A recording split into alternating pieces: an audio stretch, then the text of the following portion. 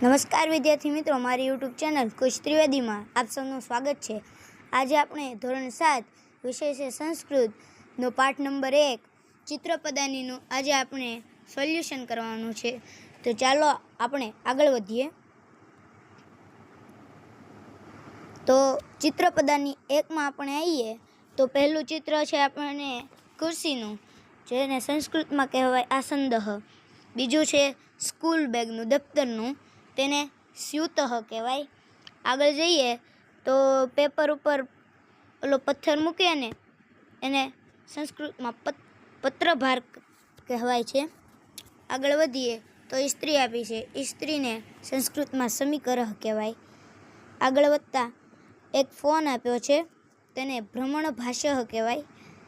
આગળ વધીએ તો પર્વત છે, પર્વતઃ કહેવાય તેને સંસ્કૃતમાં। આગળ વધીએ તો એક બેડ છે, એને પર્યડઃ કહેવાય। આગળ વધીએ તો એક ચટાઈ જેવું આપ્યું છે, જેને કટહ કહેવાય। આગળ વધીએ તો અહીં એક ટ્યુબલાઇટ આપી છે, તેને દંડઃ દીપઃ કહેવાય। પછી વૃક્ષ આપ્યું છે, તેને સંસ્કૃતમાં પાદપઃ કહેવાય છે।